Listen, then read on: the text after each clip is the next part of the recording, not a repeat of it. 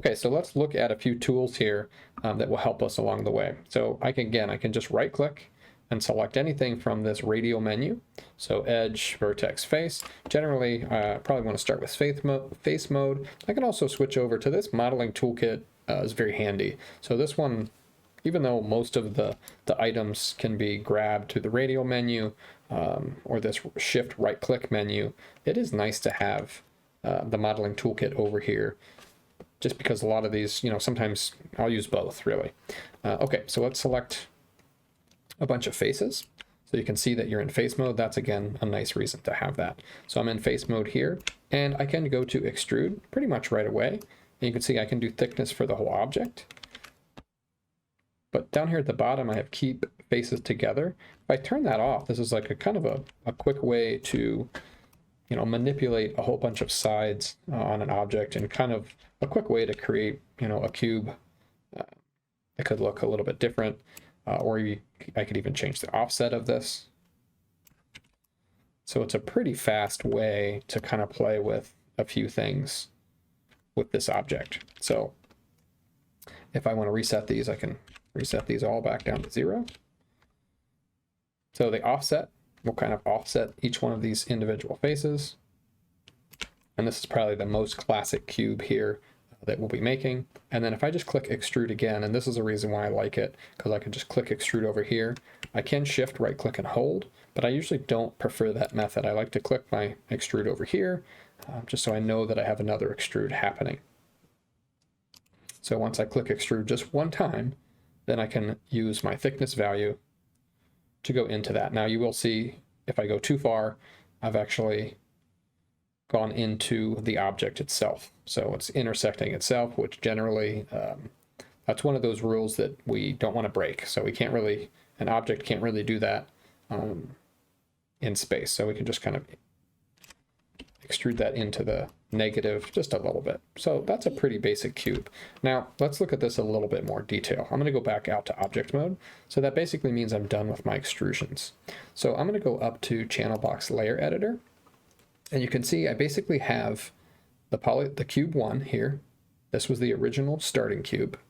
You can see its position, rotation, and scale. But then you also see some other options here.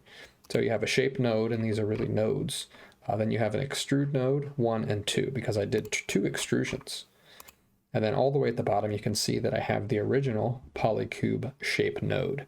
So what these nodes do are, you can see this was our starting point, and I can actually make adjustments here, but you can see these are stackable. So if I make an adjustment to this cube down here at the bottom, it will actually change some aspects of this cube. So you can see any kind of adjustment that's made that will change kind of everything that happens after. So really, if we wanted to make one of those changes, we probably should have started from the beginning. But you can see you can get some kind of different results with that. I probably wouldn't recommend that method because it's kind of a random result there. But you can see I can change the size, and that's not going to break anything. So the size can be easily changed now. And maybe you did the extrusion and you saw that maybe you wanted to change the size of that cube. So maybe it's a thinner box. Okay. Now you can see we do have those poly extrusions still. So this is the poly extrude. These are 2 separate nodes.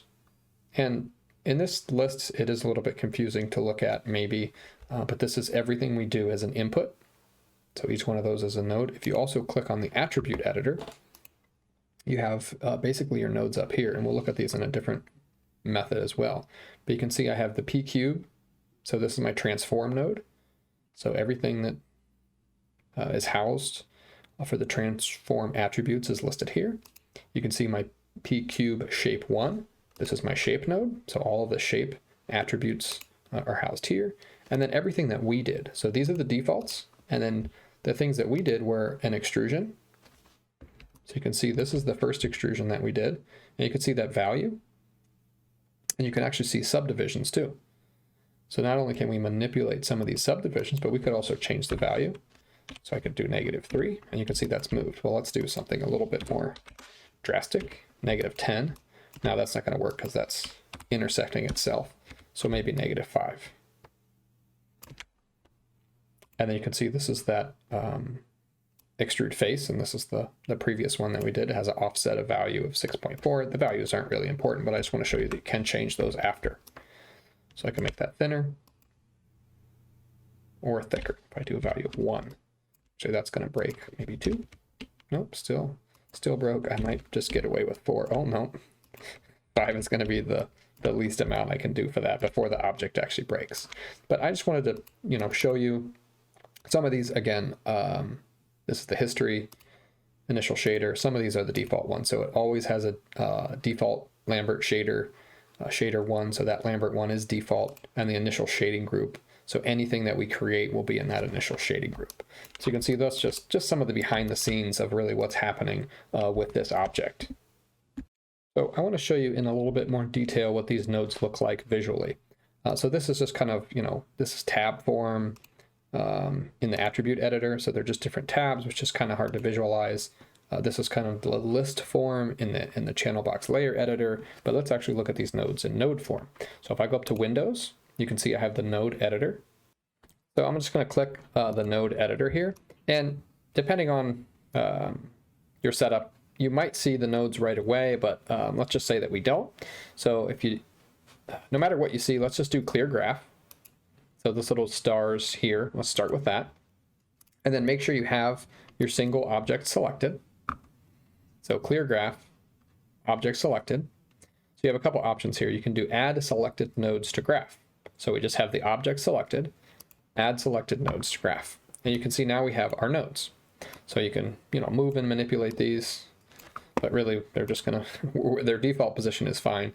But right here, if we click on this one, the pcube1 node, you can see this is our transform node because it's giving us our transform information. And then the shape node says shape in it by default. So this is our shape node. So this has all of those inputs that we did with the shape. Now, let's select both of these nodes. And actually you can see as we select the nodes, we deselect the nodes, the object is deselected. If we select the transform or the object, the transform node is selected. But if we select everything, basically the object and all the nodes are selected. So let's go ahead and see what we're missing here. And it's obvious in this example because you can see I have 2 inputs. So I have an input for poly extrude face 2 and 1. So you can see those are the 2 inputs that I'm really missing that I don't have. So we have a couple options for that. The first option is input connections, input and output connections, and just output. So let's start off with the input connections. So this is a really nice way to visualize what's happening to the object. So this is still the shape node starting point, but let's go back and look. So this was the polycube 1. So this was the attributes for the default cube that we were manipulating. So let's just make this over here a little bit. So you can see the width, the height, and the depth. So remember, we manipulated those earlier, but now this is just a different way to view those. So it's the same information. It's just a different visual representation of what's happening to the object. So that's the first thing that happened. The second thing that happened was we extruded that face. So you can see this is now just the channel box, but the same thing. If I wanted to change a portion of that, let's just do the subdivisions. Whoops. Make sure that object is selected. You can see those subdivisions changed now. I don't really want to change those, but you can see that was changed. The offset is probably an easier one to see change. Same thing, that poly extrude face 2. I can change that offset as well. In this case, it's not really doing much because we don't really want to break this object. And what else did we do? That's probably it for this demo. Oh, the thickness, that's what we changed. So I could change that thickness, and you can see that. But you can see all of these nodes have a clear path, a clear direction, and a clear layout. So this is inputs and outputs. Now, if you click this twice, it's not going to get very clean or clear, because what this will do is give you kind of this input connection and output connection, and you have inputs and outputs, and then just outputs. So depending on which method that you click, and if you click all of these at once, you can get some kind of everything that looks a little bit messy. But if I click just this pcube1 shape node and just click on input, you can see that's a little bit clearer. But if I click on, for example, this one and do input, this is what's happening, you know, with the extrude face 2, etc. So really, if you just click on that shape node, that's going to give you a nice clean setup here. And then you can do that add And you can see that transform node can be added as well. If you click on this, clear everything, add it. Now you can see the transform node and the inputs for that. Really, the transform node doesn't really have anything happening. I could do inputs and outputs for everything on the transform node. And that's when you actually see the initial shading group. So that initial shading group was set up by default automatically. And this is a little bit confusing, but you can kind of see what's happening, you know, as everything's plugged in, kind of that workflow there and the directions of everything. So, but for now, as long as we can understand that, you know, there are nodes, they are accessible, we can clear them. Now, if we are to delete them on accident here, let's add these. For example, if I click delete and I delete the node, well, it deletes the object because those are related. But clearing the graph is different than deleting the node. So remember, if you just want to clear the workspace here, the graph, just use that little sparkle and then you're good. Now they're cleared, they're not deleted, you're just starting over. And then you can always add those. You can take them away, add them back in, and you can see inputs and outputs, just inputs. And that makes it a little bit more clear on what's happening.